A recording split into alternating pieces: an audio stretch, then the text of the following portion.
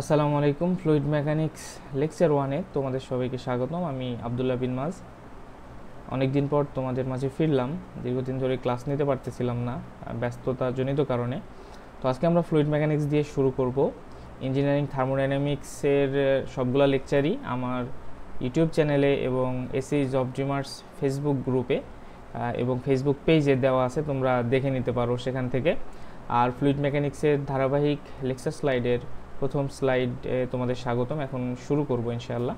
তো চলো আমরা শুরু করি। আজকে আমরা যা যা শিখব, আমরা ফ্লুইড কী এবং তার ব্যবহার সম্পর্কে শিখব, ফ্লুইড মেকানিক্স সম্পর্কে জানবো, ফ্লুইড মেকানিক্সের শাখাসমূহ সম্পর্কে জানবো, ফ্লুইডের গুণাবলী সম্পর্কে জানবো, ফ্লুইডের চাপের ধারণা সম্পর্কে জানবো। হ্যাঁ, তো আমরা প্রথম স্লাইডে ফ্লুইড ও ফ্লুইড মেকানিক্সের ব্যবহার সম্পর্কে শিখব। দেখো, আমরা ফ্লুইড কি এটা সবাই জানি যে ফ্লুইড সাধারণত এমন একটি পদার্থ যা কি হতে পারে, প্রবাহিত হতে পারে, তাই না? তো এই যে ফ্লুইড বা প্রবাহী, যে সকল পদার্থ এক জায়গা হতে অন্য জায়গায় প্রবাহিত হতে পারে তাকে ফ্লুইড বা প্রবাহী বলে। আচ্ছা দেখো, আমরা কি ফ্লুইড বলতে শুধু এটাই বুঝি যে তরল পদার্থই ফ্লুইড? আসলে কিন্তু তরল পদার্থ শুধু ফ্লুইড না, আরও অনেক কিছু কিন্তু প্রবাহিত হতে পারে, তাই না? সেটা গ্যাস হতে পারে, বাষ্প হতে পারে। তো সেটাই এই যে যেমন পানি, তেল, বাষ্প, গ্যাস ইত্যাদি, এই সবই ফ্লুইড, ঠিক আছে, বা প্রবাহী। আচ্ছা, আর ফ্লুইড মেকানিক্সটা কি? এই প্রকৌশল বিজ্ঞানের যে শাখায় স্থিতি এবং গতিশীল অবস্থার ফ্লুইডের আচরণ সম্পর্কে আলোচনা করা হয় তাকে ফ্লুইড মেকানিক্স বলে। দেখো এখানে একটা ভালো বিষয় বলা আছে, আমি একটা পেন নিয়ে নিই। দেখো এখানে একটা ভালো বিষয় বলা আছে যে প্রকৌশল বিজ্ঞানের যে শাখায় স্থিতি এবং গতিশীল, অর্থাৎ দুই অবস্থার ফ্লুইডের আচরণ সম্পর্কে আলোচনা করতে হবে, ঠিক আছে? তোমরা ম্যাথ করার ক্ষেত্রে যে দেখবা যে পাম্পের ম্যাথ যখন করবা তখন গতিশীল অবস্থার ফ্লুইড নিয়ে আলোচনা করা লাগবে। তারপরে হেড লস বলো বা টারবাইন বলো, সেখানে গতিশীল অবস্থা ফ্লুইড নিয়ে আলোচনা করবো। আর আমরা স্ট্যাটিক কোথায় করব? আমরা যখন ম্যানোমিটারের ম্যাথ করব, তারপরে হচ্ছে তোমার চাপ কেন্দ্র, চাপের ম্যাথ করব, তখন আমরা স্থিতিশীল অবস্থার ফ্লুইড নিয়ে আলোচনা করব, ঠিক আছে? এরপরে ডেটা এই হেড নিয়ে যখন আমরা আলোচনা করব, স্থিতিশীল ফ্লুইডের অনেক কিছু নিয়ে আমরা আলোচনা করার চেষ্টা করব। আচ্ছা, ফ্লুইড মেকানিক্সের প্রয়োগ ক্ষেত্র। দেখো ফ্লুইড মেকানিক্সের প্রয়োগ ক্ষেত্র অনেক দেওয়া আছে, তোমরা এগুলো জানো। Pump, turbine, fluid machines, fluid power device, fluid power device, তারপর steam power plant, hydroelectric power plant, missile, বায়ুগতিবিদ্যা, আবহাওয়া গতিবিদ্যা ইত্যাদি ইত্যাদি ইত্যাদি। অনেক জায়গায় ফ্লুইডের ব্যবহার আছে। আমি আরও অনেক কিছু লিখতে পারিনি, আরও অনেক কিছু হবে এখানে, বুঝতে পারছো? প্রত্যেক ক্ষেত্রেই আমাদের ফ্লুইডের ব্যবহার আছে, ঠিক আছে? আচ্ছা, প্রবাহের প্রকারভেদ। আমরা প্রবাহের প্রকারভেদ এটা সহজ আর কি, আমি একটু আগে দিয়েছিলাম। তারপরে এখানে দেখো যে ফ্লুইড আসলে 3 প্রকার। হ্যাঁ, তরল, বাষ্প, গ্যাস। আচ্ছা, তরল, বাষ্প, গ্যাস 3 প্রকার। তরল, বাষ্প, গ্যাস। এই বাষ্প আর গ্যাস কিন্তু এক জিনিস না, ঠিক আছে? বাষ্প থাকতে পারে, শুধু কঠিন ফর্ম যার আছে সেই শুধু বাষ্প হতে পারে, ঠিক আছে? অর্থাৎ যে পদার্থ কঠিন স্টেটে থাকতে পারে সেই শুধু বাষ্প অবস্থায় থাকতে পারে, আর বাকি সব কিন্তু গ্যাস, ঠিক আছে? আচ্ছা, আমরা চলে আসি। দেখো এখানে তরলের সম্পর্কে এগুলো তোমরা সাধারণত জানো, তারপরে আমি এখানে লিখছি। এগুলা তোমরা অনেক ছোটোবেলা থেকেই শিখে আসছো যে একটি পাত্রের আকৃতি ধারণ করে, সংকোচন মাত্রা ন্যূনতম। তোমরা একটা জিনিস জানো যে তরলের সংকোচন মাত্রা কিন্তু ন্যূনতম। তরলকে সংকোচন করা মানে কম্প্রেসড করা কিন্তু খুব কঠিন। একটু চিন্তা করো যে কী পরিমাণ প্রেশারাইজড হয় একে সংকোচন করতে গেলে। আচ্ছা, তাপমাত্রা পরিবর্তনে অবস্থার পরিবর্তন ন্যূনতম। তাপমাত্রার পরিবর্তনে অবস্থার পরিবর্তন। দেখো এখানে যদি তাপমাত্রা পরিবর্তন হয়, তরল থেকে কি হতে পারে বলো তো ভাইয়া? তরল থেকে বাষ্প হতে পারে, অথবা তরল থেকে কি হতে পারে? তরল থেকে তোমার হচ্ছে বরফের দিকে আসতে পারে বা ঠান্ডা হতে পারে, তাই না? তো বাষ্প হতে হলে অবশ্যই লেটেন্ট হিট লাগবে, ঠিক আছে? ওখানে আমার কি লাগবে? সুপ্ত তাপ কিন্তু লাগবে। আচ্ছা, লেটেন্ট হিট পর্যন্ত না যেয়ে যদি আমি তাপমাত্রা পরিবর্তন করি তাহলে তরল স্টেটই থাকবে, কিন্তু যার শুধু তাপমাত্রা কম বেশি হবে, ঠিক আছে? আচ্ছা, তাপমাত্রা বৃদ্ধির কারণে সান্দ্রতা কমে। দেখো তাপমাত্রা বৃদ্ধির কারণে সান্দ্রতা কমে। এই সান্দ্রতাটা খুবই গুরুত্বপূর্ণ, আমি আসবো, এটা নিয়েই একটা স্লাইড হবে ইনশাল্লাহ। ভিসকোসিটি, তোমরা এটা জানো, ভিসকোসিটি খুবই গুরুত্বপূর্ণ আমাদের এএমআই এর। তোমার হচ্ছে ফ্লুইড মেকানিক্সে ভিসকোসিটি নিয়েই একটা অধ্যায় আছে, এবং এই অধ্যায় থেকে প্রত্যেক বছরই একটা সেট থাকে সাধারণত। আচ্ছা, যাই হোক, তো সান্দ্রতাটা খুবই গুরুত্বপূর্ণ। তোমরা সান্দ্রতা সম্পর্কে জানবা ইনশাল্লাহ, আমি পরে স্লাইডগুলো তোমাদের বুঝাবো। তো এটা নর্মালি বুঝো, সান্দ্রতা মানে হচ্ছে কিন্তু একটা বাধা, ঠিক আছে? সান্দ্রতা মানে একটি বাধা। তোমরা একটা জিনিস বলো তো ভাইয়া আমাকে, যে একটা তরলের যদি মনে করো ঘনত্ব বেশি হয়, হ্যাঁ, সেটা মনে করো ঘনত্ব বেশি, তো এটার যখন আমি তাপমাত্রা বৃদ্ধি করবো তখন কী হবে বলো তো? ঘনত্ব কমে যাবে, তাই না? ঘনত্ব কমে যাবে। তো ঘনত্ব কমে গেলে তখন কী হবে? ওইটার বাধাটা কমে যাবে, অর্থাৎ যখন ঘনত্বটা বেশি থাকবে তখন কি হবে, সেটা প্রবাহিত হতে কি হবে বলো তো, প্রবাহিত হতে একটু বাধার সৃষ্টি হবে। আর এটা তোমাদের এটা স্লাইডের মাধ্যমে বুঝাইলে ভালো হয়। নর্মালি তোমাদের বলি যে তাপমাত্রা বৃদ্ধি হলে কি হয় ভাইয়া, ওই যে অণুসমূহ ছোটাছুটি করা, মলিকুলার ইন্টারমলিকুলার অ্যাট্রাকশন কমে যায় এবং তারা দূরে চলে যায়, এই জন্য তো কি হয়, তারা ছোটাছুটি করে, তাই না? তো যখন ছোটাছুটি করবে তখন কী হয়ে যাবে, এর মলিকুলার যে বন্ডিংগুলো আছে সেগুলো আস্তে আস্তে দূরে সরে যাবে, হ্যাঁ, তখন সান্দ্রতাও একটু একটু কমবে। আচ্ছা, স্থির অবস্থায় আনুভূমিক মুক্ত তল থাকে, স্থির অবস্থায় আনুভূমিক মুক্ত তল থাকে, তুমি এটা নর্মালি বুঝছো যে মনে করো এটা স্থির অবস্থায় তরলের কি থাকে বলো তো, নদী বা কোনো কিছুর পাত্রের উপরে তুমি বাসায় যদি বলো যে একটা গ্লাসের উপরে পানি যদি নেওয়ার পরে, পানি ঢালার পরে যদি রেখে দাও তাহলে কি হয় বলো তো, উপরিতলটা একবার সমান থাকে, তাই না? তো স্থির অবস্থায় আনুভূমিক মুক্ত তল থাকে। আচ্ছা, তো ওই যে তোমার হচ্ছে ওইটাই বোঝাচ্ছে যে একেবারে সমান্তরাল থাকে আনুভূমিক মুক্ত তলটা। এরপরে আমরা একটু জানি, তারপরে হলো বাষ্প। এটি পাত্রের পূর্ণ আয়তন দখল করে, এটা তোমরা জানো যে গ্যাস বা বাষ্প এগুলো কী করে, কোনো পাত্রে রাখলে তার পূর্ণ আয়তন দখল করবে। এটি সহজে সংকোচনশীল, বাষ্প কি সংকোচনশীল। একে কি করা যায় বলো তো ভাইয়া, একে কম্প্রেসড করা যায়, তাই না?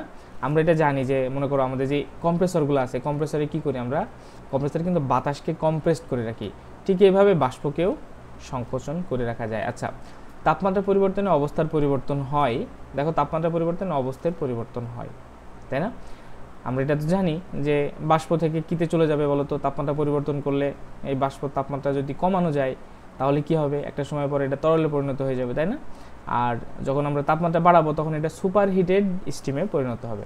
তাপমাত্রা বৃদ্ধির কারণে সান্দ্রতা বাড়ে, দেখো ভাইয়া একটু আগে কি ছিল, তাপমাত্রা বৃদ্ধির কারণে সান্দ্রতা কমে, আর এখানে বলছে তাপমাত্রা বৃদ্ধির কারণে সান্দ্রতা বাড়ে। এখানে একটু টুইস্ট আছে, দেখো বাষ্পীয় অবস্থায় যখন থাকে তখন সে কিন্তু আলটিমেটলি বলতে পারো one kind of gaseous format টাইপে, ঠিক আছে? তো এই অবস্থায় অণুসমূহ অনেক বিচ্ছিন্ন অবস্থায় থাকে। যখন অণুসমূহ বিচ্ছিন্ন অবস্থায় থাকে এরপরে তখন কিন্তু বিচ্ছিন্ন অবস্থায় কি হয়, ওর অণুগুলো খুবই ছোটাছুটি করতে থাকে। এরপরেও যখন তাপমাত্রা বাড়ানো হয় তখন অণুসমূহ আরও ছোটাছুটি করতে থাকে, তখন ইন্টারমলিকুলার কলিউশন বেড়ে যায়, বুঝতে পারছো? একে অপরের ধাক্কা বেড়ে যায়, অর্থাৎ মলিকুলদের ভিতরে যতগুলো মলিকুল থাকে সবার ভিতরে ধাক্কা বেড়ে যায়। যখন ধাক্কা বেড়ে যায় তখন এই পরস্পর ধাক্কার কারণে এবং অতিরিক্ত ছোটাছুটির কারণে বাধা কিছুটা বেড়ে যায়, সান্দ্রতা বেড়ে যায়, ভিসকোসিটি কি হয়, বাড়ে। আচ্ছা, এগুলো তোমাদের দেখাবো ইনশাল্লাহ। এর কোনো মুক্ত তল নেই, এটা তো তোমরা বুঝোই, এর কোনো মুক্ত তল নেই। যেমন এখানে আমি দেইনি কিছু, আচ্ছা যেমন দিয়ে এই যে বাষ্প আছে, এই বাষ্পর কথাই বলতে চাইছিলাম, এছাড়া গ্যাসগুলো আছে, সবই কিন্তু তোমার হচ্ছে কারোর কি নাই, মুক্ত তল নেই। যে পাত্রে রাখা যাবে সে পাত্রে আকার ধারণ করবে। আচ্ছা, এখানে বলতে পারো যে আমাদের পানি থেকে আমরা যে বাষ্প পাই, ঠিক আছে, সেটা এটার উদাহরণ হতে পারে। আচ্ছা, এরপরে গ্যাস। এটি পাত্রের পূর্ণ আয়তন দখল করে, একই কথা, এটি সহজে সংকোচনশীল। যে বাষ্পের চাইতে গ্যাসের সংকোচন মাত্রা কিন্তু বেশি, বুঝতে পারছো? আচ্ছা, তারপরে তাপমাত্রা পরিবর্তনে অবস্থার পরিবর্তন হয়, এটা আমরা জানি। তাপমাত্রা বৃদ্ধির কারণে সান্দ্রতা বাড়ে, একই কথা। এর কোনো মুক্ত তল নেই, একই কথা, যেমন হাইড্রোজেন, নাইট্রোজেন, অক্সিজেন, ঠিক আছে? এগুলো কি গ্যাস, কিন্তু বাষ্প কিন্তু এই গ্যাসগুলো হতে পারবে না। এই যে তোমার হাইড্রোজেন, নাইট্রোজেন, অক্সিজেন বা আরও যেগুলো আছে সেগুলো কি, এই গ্যাসগুলো কখনোই বাষ্প হতে পারবে না। বাষ্প হতে হলে তার প্রথম শর্ত কি, তাকে স্বাভাবিক তাপমাত্রা ও চাপে কি থাকা লাগবে, মানে কঠিন ফর্মে থাকার যোগ্যতা থাকতে হবে, ঠিক আছে? আচ্ছা, প্রবাহী নিয়ে আরও একটু পড়ে নিই, চলো। আমরা দেখো আরও কিছু ফ্লুইড আছে, এই যে আদর্শ ফ্লুইড, বাস্তব ফ্লুইড, নিউটনিয়ান ফ্লুইড, অনিউটনিয়ান ফ্লুইড। এইগুলা তোমাদের চাকরি পরীক্ষায় আসবে না, কিন্তু এইগুলা মনে করো অনেক সময় ভাইভাতে ধরে থাকে যে বলো তো নিউটনিয়ান ফ্লুইড কাকে বলে। তারপর তোমার একটা বেসিক নলেজেরও প্রয়োজন আছে, সেই সাথে অনেক ক্ষেত্রে একটু প্রয়োজন আছে আর কি। যাই হোক, চলো আমরা দেখে নিই। আদর্শ ফ্লুইড কি, যে ফ্লুইডের কোনো সান্দ্রতা এবং পৃষ্ঠটান নেই তাকে আদর্শ ফ্লুইড বলে।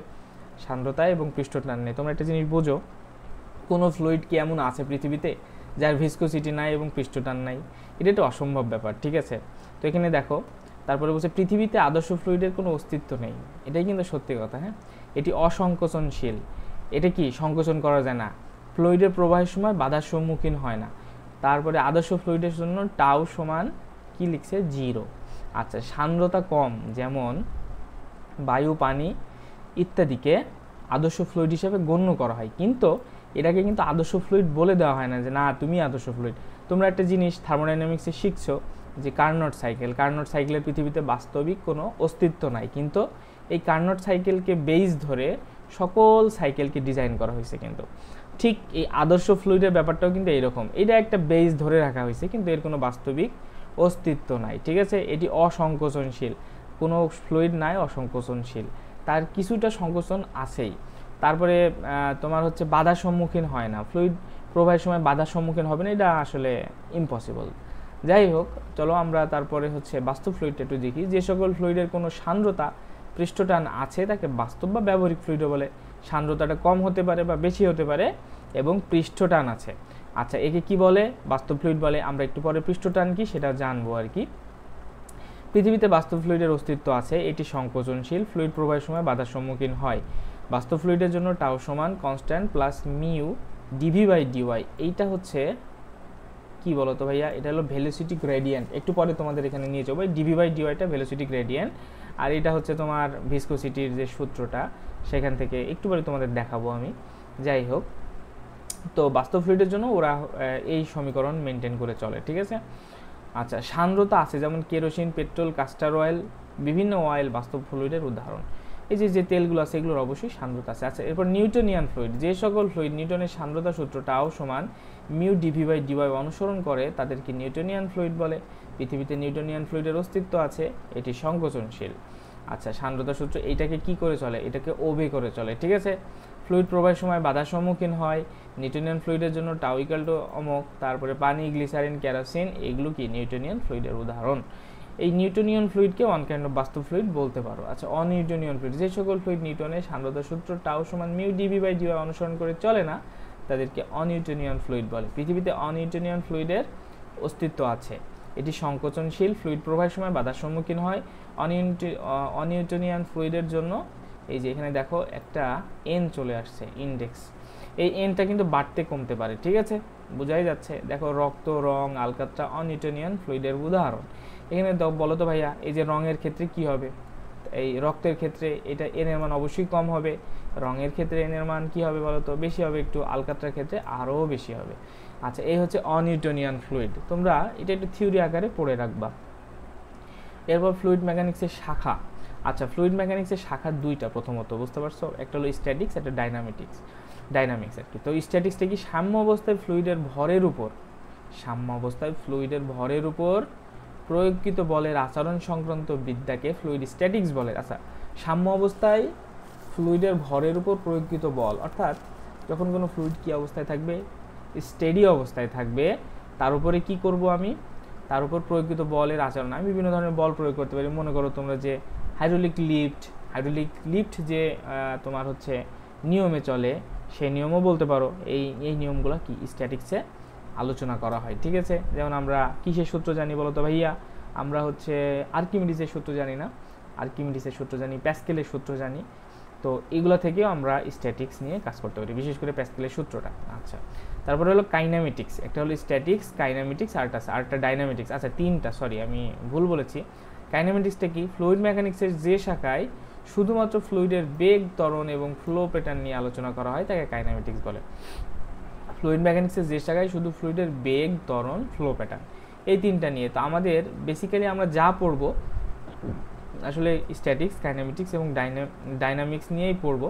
তার ভিতরে আমাদের বেশি প্রয়োজন হবে এই দুইটা, বুঝতে পারছো, কাইনেমেটিক্স আর ডাইনামিক্স। হ্যাঁ, এটাও প্রয়োজন হবে, তবে এই তুলনায় কম। আচ্ছা, তারপরে কি বলছে? ফ্লুইড মেকানিক্সের যে শাখায় ফ্লুইডের বেগ, ত্বরণ ও ওই বেগ, ত্বরণ সৃষ্টিকারী বল বা শক্তি সম্পর্কে আলোচনা করা হয় তাকে ডাইনামিক্স বলে।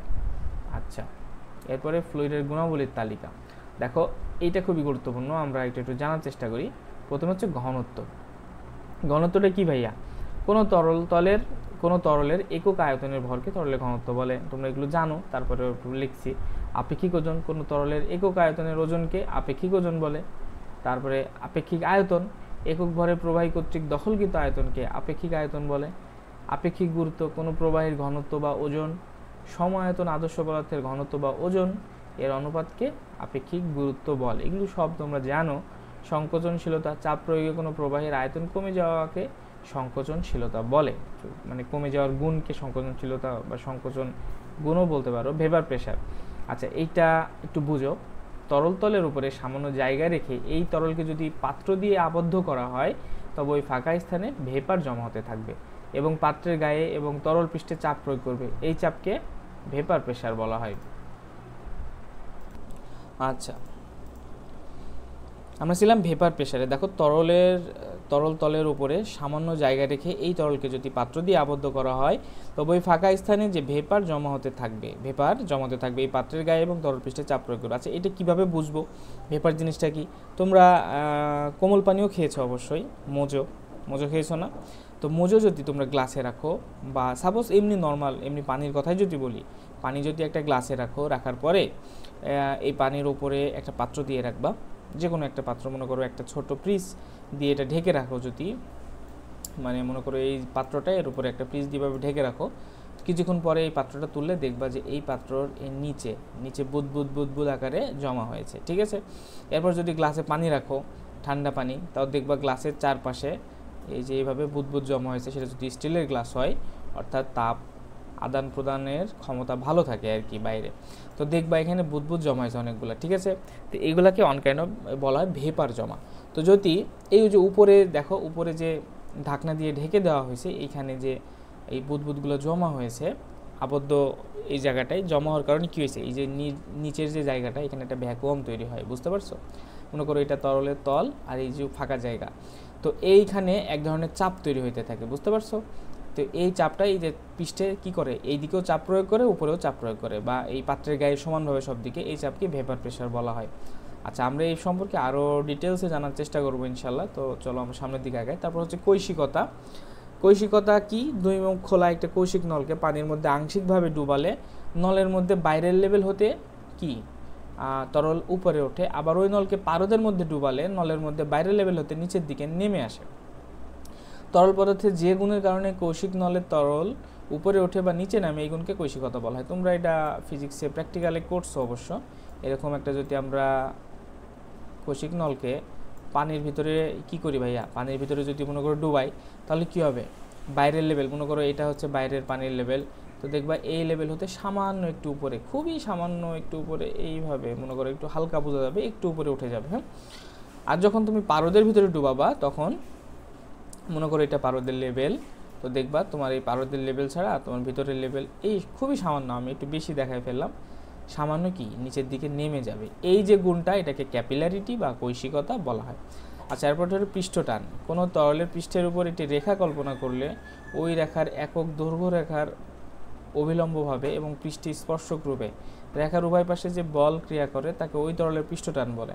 আচ্ছা, সেটা কিভাবে বুঝবো? মনে করো এটা একটা তরল পৃষ্ঠে মনে করো এই আনুভূমিক যে রেখাটা, এটা কি তুমি কল্পনা করো। হ্যাঁ, এই রেখার একক দৈর্ঘ্য রেখার উপর অবিলম্বভাবে, তো উপরের দিকে এবং পৃষ্ঠে স্পর্শক রূপে, এবং এই পাশেও কি হয়, অনেকগুলা বল কাজ করে, ঠিক আছে? তো মনে করো এখানে একটা বল কাজ করছে, ওই তরল উভয় পাশে যে বল ক্রিয়া করে তাকে তরলের পৃষ্ঠটান বলে। আচ্ছা, এটা কিভাবে বুঝবা? মনে করো তোমরা যদি কোনো পাত্রে পানির উপরে তোমার মনে করো একটা খুব সুতা আর কি, পাতলা সুতা, সেটা যদি তুমি ওই ইয়ের উপর দাও, পানির উপরে দাও, তো দেখবা সেটা ডুববে না, সেটা উপরে ভাসবে, ঠিক আছে? এরপরে সেটা যদি টানতে চাও তুমি, দেখবা একটু ডাম্বেল আকারে পানির একটা পৃষ্ঠ উপরের দিকে উঠে আসতে যাচ্ছে। তো উঠে আসতে যে চাবে, এই উঠে আসতে চাওয়ার অর্থটা কি জানো? এই উঠে আসতে চাওয়ার অর্থটাই কিন্তু পৃষ্ঠটান। নিচ থেকে একটা বল দিয়ে টানতেছে যাতে না তুমি না উঠো, আর উপর থেকে কি ও টানতেছে যাতে আমি উঠবো। তো এই যে নিচ থেকে একটা বাধা দিচ্ছে আর উপর থেকে টানছে, এটাই হচ্ছে পৃষ্ঠটান। আচ্ছা, সান্দ্রতা। যে ধর্মের জন্য তরলের অভ্যন্তরস্থ বিভিন্ন স্তরের মধ্যকার আপেক্ষিক গতির বিরুদ্ধে বাধার সৃষ্টি করে তাকে সান্দ্রতা বা ভিসকোসিটি বলে।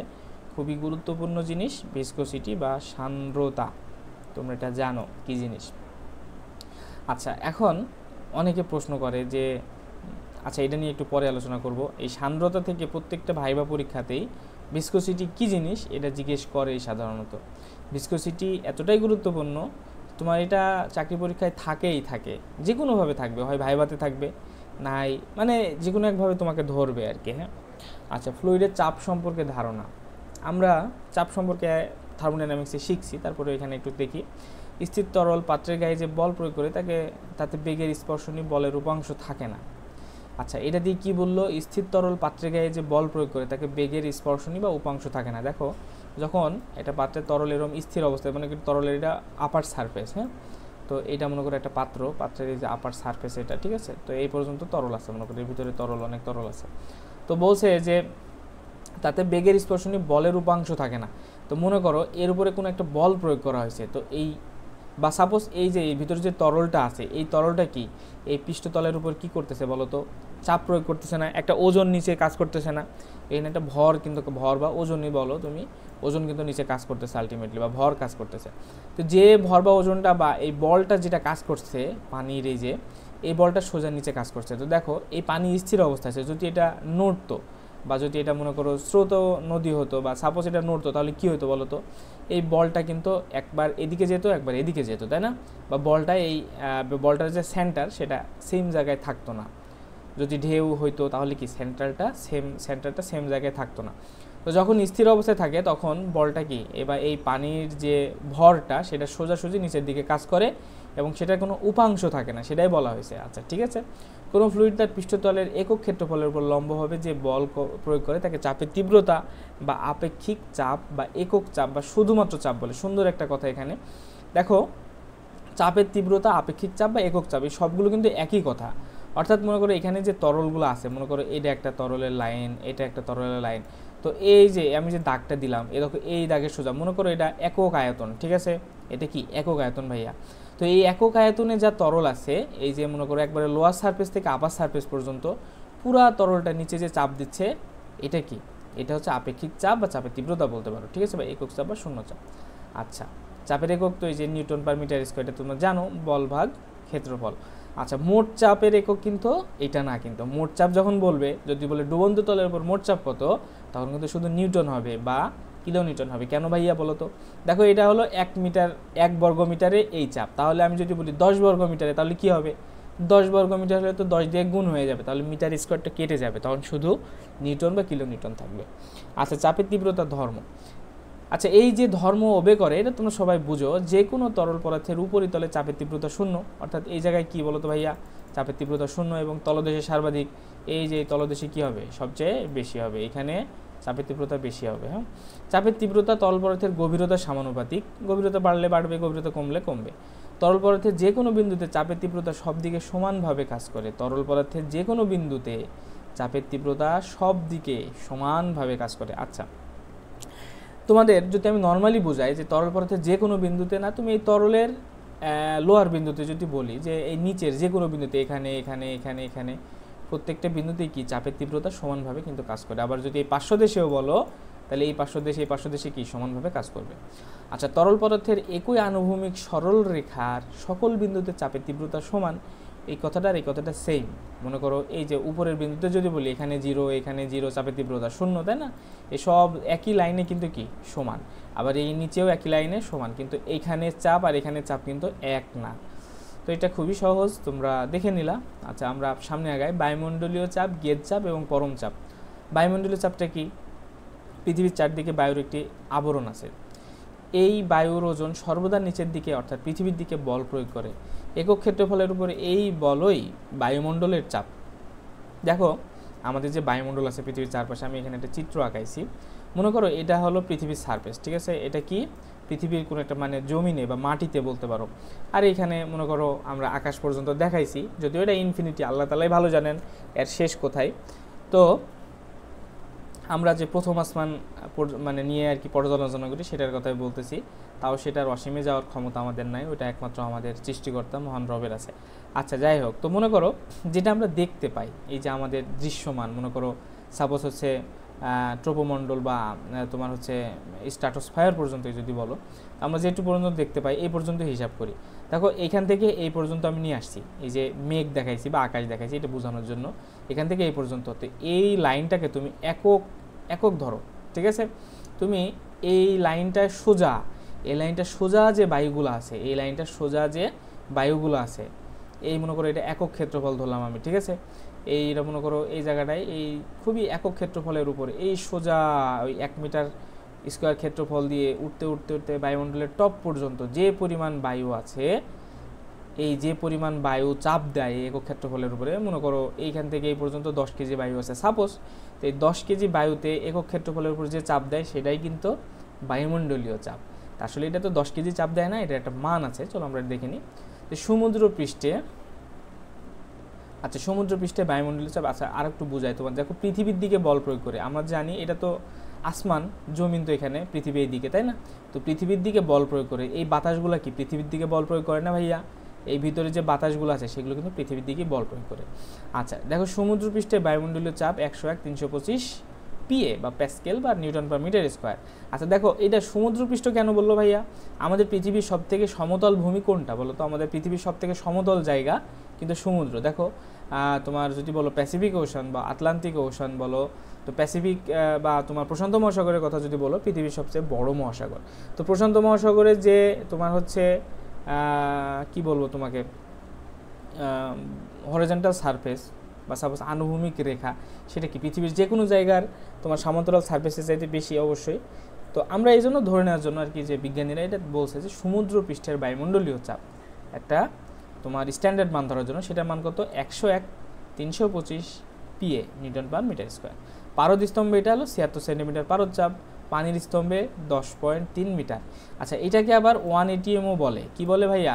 1 ATM, ATM, 1 অ্যাটমসফেরিক প্রেশার। ঠিক আছে, তাহলে বোঝা গেল যে আমরা বায়ুমণ্ডলীয় চাপ সম্পর্কে মোটামুটি বুঝলাম। আচ্ছা, তারপরে সামনে আমরা আরেকটু পড়ি এই বায়ুমণ্ডলীয় চাপের সম্পর্কে। যেহেতু কোনো প্রবাহীর চাপ পরিমাপ করা যেতে পারে কোনো ডেটাম সাপেক্ষে, কোনো প্রবাহীর চাপ পরিমাপ করা যেতে পারে কোনো ডেটাম সাপেক্ষে। দুটি অত্যন্ত প্রচলিত ডেটাম হলো শূন্য চাপ ও বায়ুমণ্ডলীয় চাপ। আচ্ছা দেখো, যখন আমরা কোনো প্রবাহীর চাপ তোমার হলো পরিমাপ করব, অর্থাৎ মনে করো তরল বা বাষ্প বা বায়ুর চাপ পরিমাপ করব, তখন অবশ্যই তাকে কোনো ধরে নেওয়ার ডেটাম হতে পারে, সেটা পৃথিবীর তোমার ভূপৃষ্ঠ রেখা বা হতে পারে যে কোনো একটা বিন্দু, হোয়াট এভার।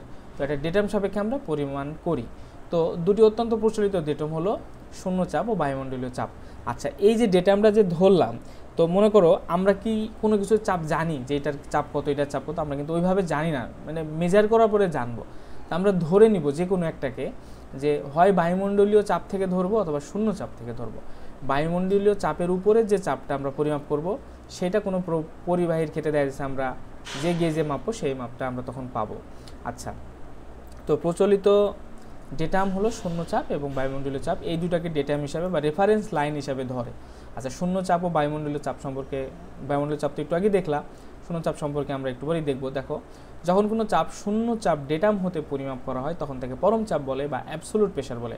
আচ্ছা, এই যে চাপ পরিমাপ করার যে দুইটা আমাদের পদ্ধতি ছিল, যে শূন্য চাপ থেকে মাপতে হবে অথবা বায়ুমণ্ডলীয় চাপ থেকে মাপতে হবে, সেটার এখানে আমি সংজ্ঞাকারে দিছি যে যখন শূন্য চাপ হতে আমি, অর্থাৎ শূন্য চাপকে আমি ডেটাম ধরবো, অর্থাৎ এর নিচে আমি যাব না, তো শূন্য চাপ থেকে মাপলে তখন সেটাকে আমরা অ্যাবসোলুট প্রেশার বলবো। কি বলবো ভাইয়া? অ্যাবসোলুট প্রেশার বা পরম চাপ বলবো। আর আরেকটা হচ্ছে, অন্যদিকে যখন কোনো চাপ বায়ুমণ্ডলীয় চাপ হতে পরিমাপ করা হবে তখন তাকে গেজ চাপ বলা হবে। কী চাপ বলা হবে? গেজ চাপ। মানে আমাদের বলতে পারো পৃথিবীর যে সকল যন্ত্রগুলো আছে, সেই সকল যন্ত্রগুলো দিয়ে যে চাপ মাপি, সেটাতে কত ভাইয়া? 101/325 পিএ। এইটার উপরে মানে প্লাস এইটা, বুঝতে পারছো? এর থেকে তারপরে যেটা মাপা হয় সেটাই হলো আমাদের আসলে গেজ চাপ। এটাকে কি ধরা হয় ভাইয়া? এটাকে ডেটাম ধরা হয়, এটাকে রেফারেন্স ধরা হয়। এইটা থেকে মাপ করি আমরা। আর যখন অ্যাবসোলুট জিরোতে যাব আমরা বা পরম চাপে যাব, এই যে শূন্য চাপে যাব, তখন এই নিচ থেকে মাপবো, এরও নিচ থেকে মাপবো, বুঝতে পারছো? একটু পরে তোমাদের দেখাচ্ছি সেটা। আচ্ছা, আরটা হলো এই যে বায়ুশূন্য স্থানের চাপকে শূন্য চাপ বলে। ব্যবহারিক ক্ষেত্রে বায়ুমণ্ডলের চেয়ে কম চাপকে শূন্য চাপ বা ভ্যাকুয়াম বলা হয়ে থাকে। মনে করো কোনো এক জায়গার বায়ুশূন্য স্থান, একটা ভ্যাকুয়াম জায়গা, সেই জায়গার চাপকে আমরা শূন্য চাপ ধরে থাকি আর কি। তারপরে এই চিত্রটা তোমরা সবাই জানো, আমি চিত্রটা এখনই দেখাচ্ছি। তার আগে এই যে পরম চাপ সমান বায়ুমণ্ডলীয় চাপ প্লাস গেজ চাপ, পরম চাপ সমান বায়ুমণ্ডলীয় চাপ প্লাস গেজ চাপ। আর হলো পরম চাপ সমান বায়ুমণ্ডলীয় চাপ, সরি এটা হবে মাইনাস, প্লাস ভ্যাকুয়াম দিছি, মাইনাস ভ্যাকুয়াম দিলেও হইতো। আচ্ছা, মাইনাস ভ্যাকুয়াম, ঠিক আছে। আচ্ছা, বড় দেখাই। দেখো, এই যে বায়ুমণ্ডলীয় চাপ, বায়ুমণ্ডলীয় চাপটুকু কতটুকু এখানে এই চিত্র আকারে দেখাইছি আমরা, যে ভ্যাকুয়াম প্লাস পরম চাপ, অর্থাৎ বায়ুমণ্ডলীয় নিচের চাপ রেখা। দেখো, ভ্যাকুয়াম থাকতেই পারে, ঠিক আছে। এই ভ্যাকুয়াম সহ বায়ুমণ্ডলীয় চাপ, বায়ুমণ্ডলীয় চাপের ভিতরে এই দুটো থাকতে পারে।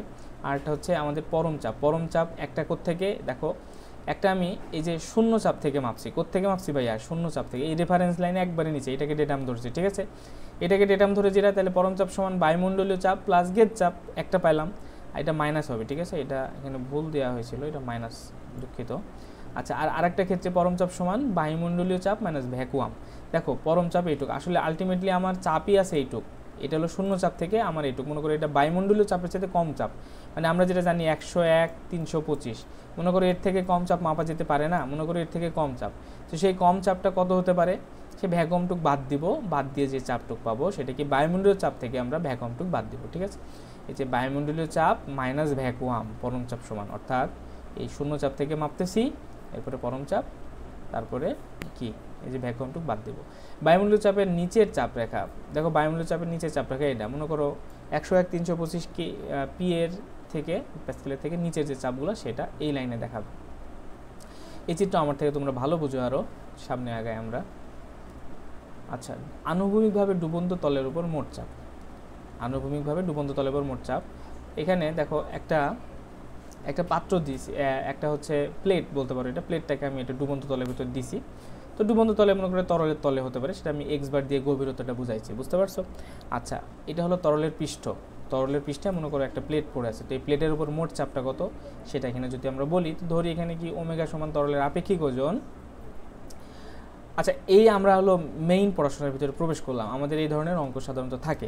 ওমেগা হচ্ছে তরলের আপেক্ষিক ওজন, ওমেগা বলতে কি তরলের আপেক্ষিক ওজন, এখানে যে তরলটা আছে এই তরলের আপেক্ষিক ওজন। আচ্ছা, এখান দিয়ে আপেক্ষিক ওজন দিয়ে কি বোঝায় ভাইয়া, আপেক্ষিক ওজন বলতে ঘনত্ব বা ডেনসিটি, এর সাথে কি গুণ হবে বলতে পারো, এর সাথে মহাকর্ষীয় ধ্রুবককে গুণ করো, অভিকর্ষ ত্বরণকে আমরা গুণ করে দিব, আর তার সাথে তরলের যে স্পেসিফিক গ্র্যাভিটি আছে সেটা গুণ করবো। তো ওমেগা সমান আমরা আগে শিখছি যে রো জি এইচ, তাই শিখছি না, রোটা হচ্ছে ঘনত্ব, জি তো অভিকর্ষ ত্বরণ, আর এইচ এর মানটা তো তোমরা জানোই, এইচটা হচ্ছে এখানকার যে হাইটটা পাবো সেটা।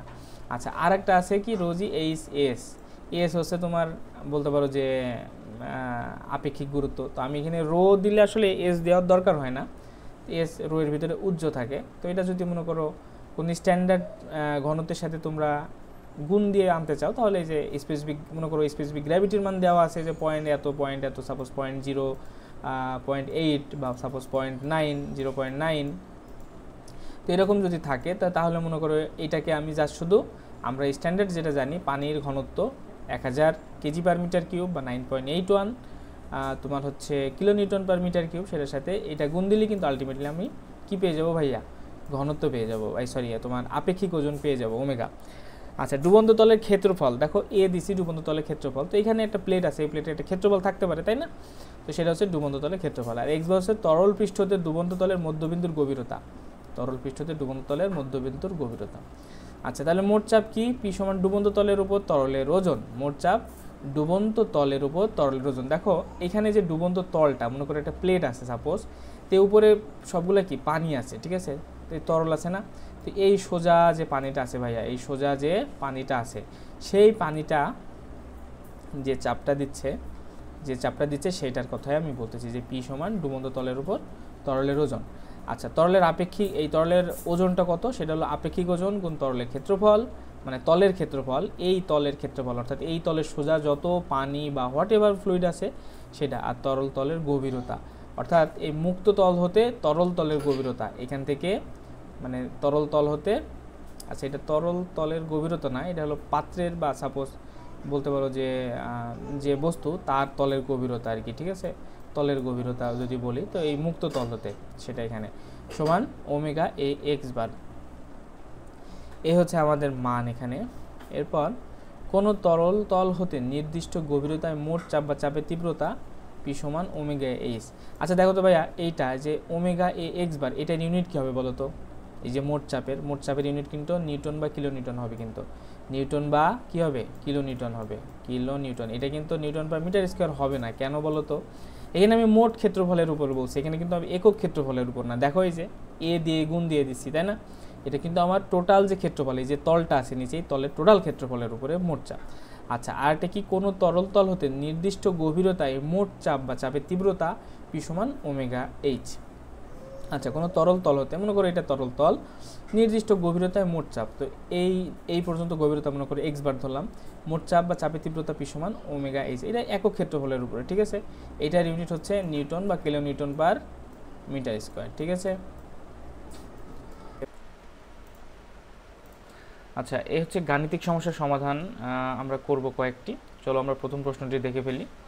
এই অধ্যায় থেকে সাধারণত গাণিতিক সমস্যার সমাধানে প্রশ্ন আসে আর কি অনেক সময়, যদিও খুবই সহজ আর কি ম্যাথগুলা। চলো প্রথম ম্যাথটা আমরা পড়ি। যে প্রথম ম্যাথটা বলা আছে যে পদ্মা নদীর মুক্ত তল হতে 30 মিটার নিচের বিন্দুতে চাপের পরিমাণ নির্ণয় করো। দেখো এখানে বলছে কি যে মুক্ত তল হতে 30 মিটার নিচের বিন্দুতে চাপের পরিমাণ নির্ণয় করো। আচ্ছা, তো আমরা যা শুধু 30 মিটার নিচের বিন্দুতে চাপের পরিমাণটা নির্ণয় করলেই হবে। চলো আমরা ডাটাটা লিখে ফেলি। গিভেন ডাটায় এইচ সমান দেওয়া আছে 30 মিটার, আমাদের প্রেশারটা বের করতে বলছে। খুবই সহজ সূত্র, আমরা যেটা জানি যে পি সমান ওমেগা এইচ। যেহেতু পানি বলছে, তো স্পেসিফিক গ্র্যাভিটি যেহেতু দেওয়া নাই, তো আমরা ধরে নেব যে পানির যে স্পেসিফিক গ্র্যাভিটি আমরা যেটা জানি যে যে তোমার হচ্ছে 1, অথবা মনে করো ঘনত্ব আমরা যেটা জানি যে 1000 কেজি পার মিটার কিউব, সেটাকে তোমার হচ্ছে 9.81 দিয়ে গুণ দিলে 9810 হয়, সেটাকে 1000 দিয়ে ভাগ দিলে 9.81 kilo newton per metre cube করা যায়। আচ্ছা দেখো, আমি এখানে তোমাদের একটু লিখে দেখাই যে আমি ওমেগা এইচ দিছি। আচ্ছা, তারপরে মানটা জাস্ট বসাও, পি সমান 9.81 ইন্টু 30, তো এটা গুণ করলে যেটা হবে সেটা আমাদের অ্যান্সার, এত kilo newton per metre square. তো আমি এখানে দেখাই যে ওমেগা সমান আমি 9.81 কেন লিখলাম, এটা একটু তোমাদের দেখাই। আসলে ওমেগা মানে কি বলো তো? ওমেগা মানে কিন্তু আপেক্ষিক ওজন পানির, তাই না? তো ওমেগা মানে আপেক্ষিক ওজন, যেহেতু তা আপেক্ষিক ওজনের ভিতর কি কি আছে বলো তো? ওমেগা সমান সমান আমরা কি জানি যে রো জি। ওমেগা সমান একটা হচ্ছে তোমার রো আর হচ্ছে জি। রোটা হচ্ছে তোমার ঘনত্ব ডেনসিটি, আর জিটা হচ্ছে অভিকর্ষ ত্বরণ। এই ওমেগার ভিতরে এই দুইটা আছে, বুঝতে পারছো? তো যেহেতু পানি, তো আমি পানির ঘনত্ব কত জানি? পানির ঘনত্ব আমি জানি 1000 কেজি পার মিটার কিউব, তাই না? KG per metre cube. আর অভিকর্ষ ত্বরণ জি এর মান আমরা কত জানি? 9.81 কি জানি? মিটার পার সেকেন্ড স্কোয়ার, তাই না? মিটার পার সেকেন্ড স্কোয়ার, হ্যাঁ। আচ্ছা, এখন দেখো এখানে যে 1000 আছে, 1000-এর সাথে 9.81 দিয়ে গুণ দিয়ে, তো এই যে কেজি, এই টোটালটুকু যদি আমি হিসাব করি, তাহলে কি হয় বলো তো? আলটিমেটলি এই টোটালটুকু হিসাব করলে এখান থেকে দেখো মিটার কিউব আর এই মিটার কাটা যায়, এখানে মিটার স্কোয়ার থাকে।